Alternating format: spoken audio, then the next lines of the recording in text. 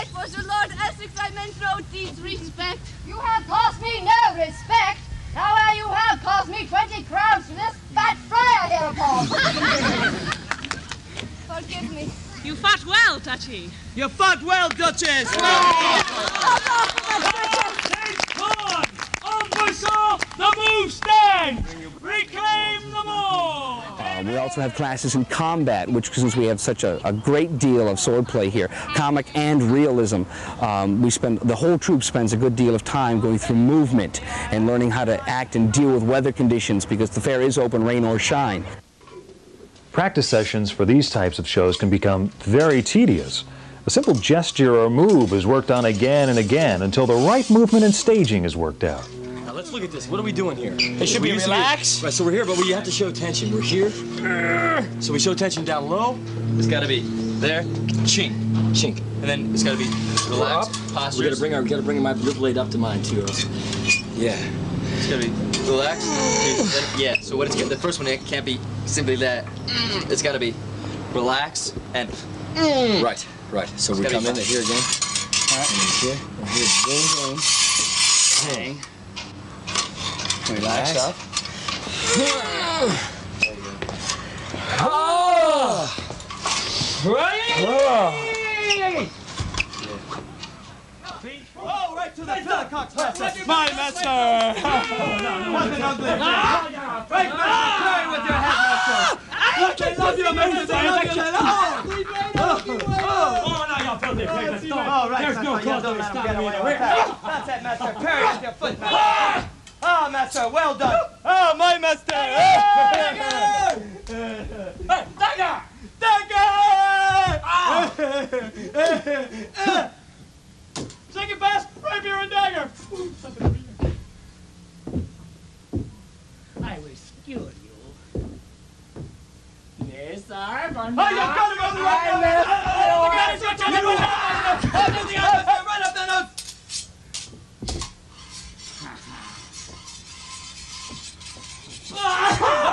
Master, well done. Master, right up the nose. And then into the ear. Watch your ear, master. Right up between his teeth. Watch your teeth.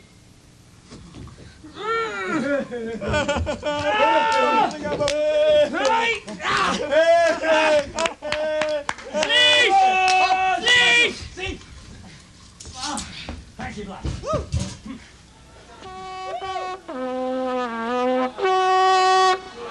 Flaming idiots! Really huge juggling show. This way, don't miss it. While you're up here, there's a few things you're going to need to remember. You need to stand perfectly straight up and down. Hands at your sides, face forward. And remember, sir, if there's a pin in front of you, you can bet your cookies there's one behind you. So don't move around much. As one flies in front, do not go, oh, whoa. And one last thing, sir. If we should happen to hit you square in the face with these hard juggling pins, we're sorry. And that's from the heart, really, it is. Are you ready? I'm ready. Yep. Now, look out. Oh, he's having some fun now, isn't he? You can tell he's almost smiling. Oh, that was my big trick. Oh, there it was again. The hair's been teased enough. Oh! How are you doing there, sir? It's fine. Ah, that's good. Could you tell me what your name is? Phil. Phil. Well, you know what, Phil? You're looking just a little bit bored. Bored. Doesn't Phil look bored? Almost as bored as they look. Almost. I say we make it more difficult. I say we do the same trick, only we do it blindfolded. Making it twice as hard, possibly even 3 times as difficult. All right, there we go. Okay. They help. Blindfolded while wearing prescription sunglasses.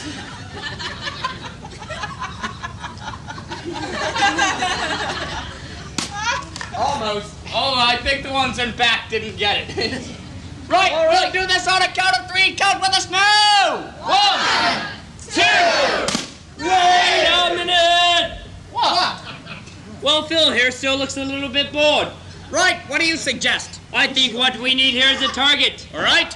Something we can right out of one of Phil's orifices. And I believe we have just the thing right here. Looks good to me. Does it look good to you? Yes. Does it look good to you? No!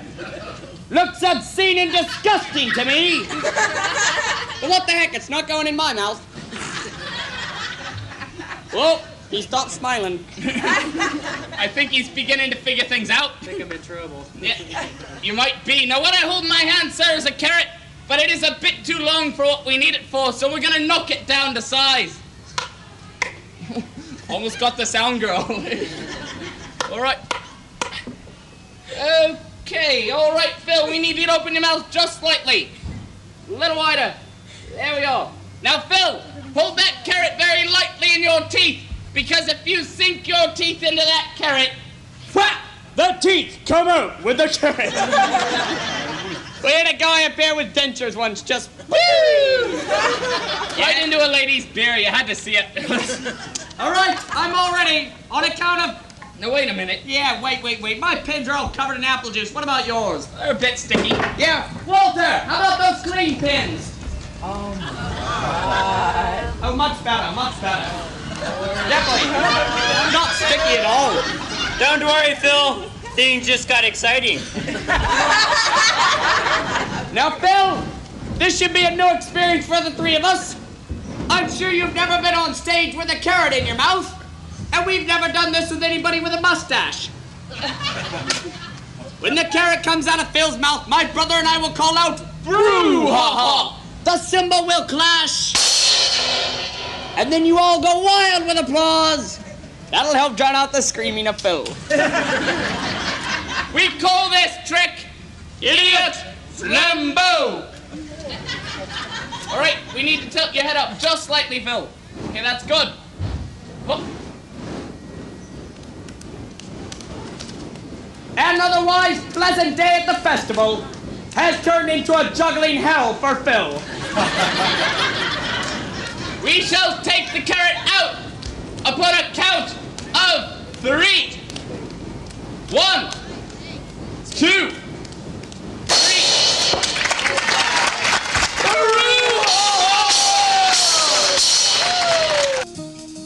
Although we've been having joyous amounts of fun, let's not forget the serious theater. This is a portion of Shakespeare's Hamlet. Being able to recreate one of the Bard's plays on a life-size replica of the Globe Theater can be quite exciting for both actor and audience. He hath killed my king and whored my mother. Popped in between the election and my hopes, thrown out his angle for my proper life, and with such cozenage, it's not perfect conscience to quit him with this arm, and is not to be damned to let this canker of our nature come in further revolt. It must be shortly known to all what issue of business lies within these walls. Peace, who comes here? Your lordship is right welcome back to Denmark. I humbly thank you, sir. Dost thou know this waterfly? No, my good lord. Sweet lord, if your lordship were at leisure, I should impart a thing to you from his majesty. I will receive it, sir, with all diligence of spirit. Put your bonnet to its right use. 'Tis for the head. I thank your lordship. It is very hot. No, believe me, 'tis very cold. The wind is northerly. It is indifferent cold, my lord, indeed. But yet methinks it is very hot and sultry for my complexion. Exceedingly, my lord. It is very sultry. As 'twere, I cannot tell how. But, my lord, his majesty bade me signify to you that he has laid a great wager on your head. Sir, this is the matter. I beseech you, remember. Sir, here is newly... Sir, here is newly come Accord Laertes, believe me, an absolute gentleman, full of most excellent differences, of very soft society and great showing. Why do we wrap the gentleman in a more raw breath? Of Laertes? Of him, sir. I know you are not ignorant. I would you did, sir. Yet, faith, if you did, it would not much approve me. Well, sir? You are not ignorant of what excellence Laertes I is. dare not confess that, lest I should compare with him in excellence. I mean, sir, for his weapon. What's his weapon? Rapier and dagger. That's two of his weapons. But, well... The king, sir, hath wagered with him 6 Barbary horses, against the which he has imponed, as I take it, 6 French rapiers and poniards, with their signs as girdle hangers and so. 3 of the carriages, in faith, are very dear to fancy, very responsive to the hilts, most delicate carriages, and a very liberal conceit. 6 Barbary horses against 6 French swords, their assigns, and 3 liberal conceited carriages. That's the French bet against the Danish. Why is all this imponed, as you call it? The king, sir, hath laid, sir, that in a dozen passes between yourself and him, he shall not exceed you 3 hits. He hath laid on 12 for 9, and it would come to immediate trial if your lordship would vouchsafe the answer. How if I answer no? I mean, my lord, the opposition of your person in trial. Sir, I will walk me here in the hall. If it please his majesty, it is the breathing time of day with me.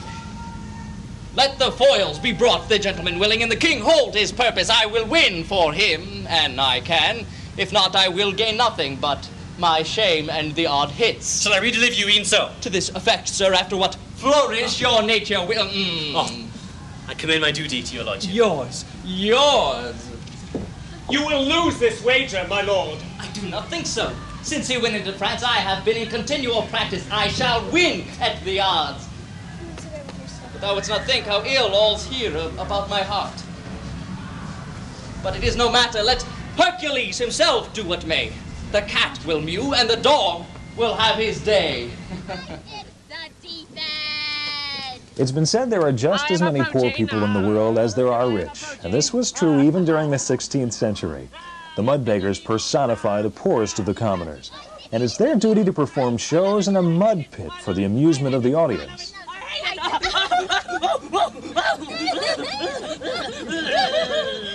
Oh, if only there was a peasant to be foul.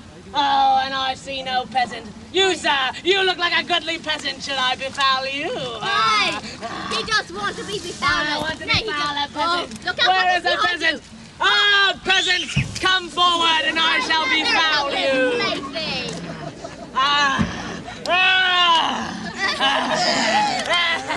I love a good befoulment. Every now and again, I love a good befoulment. He be befouled. He be befouled. None of my servants have ever treated me like this before. He just thinks it's a helpless well, I shall befoul her once again and show her who's the king. There you are. I'm a very goodly befouler, I am. Ah, it is well. Oh! This is not pleasant. Oh, come, good sir. And there you are, all befoulment upon you. We shall discover who it is. No! Wait, I recognize something about that face. That ugly face, those long, stringent teeth, and the that breath that any mother would hate. Oh, Prince of Evil, tell me who is this? Oh, she does make me cry. Grendel's mother! Grendel's mother? Dora, very well. She's here to slay you. And now, good gents, we are frozen in a moment of time. Prior to an epic confrontation between the forces of evil Beowulf and what all mothers do aspire to, motherhood!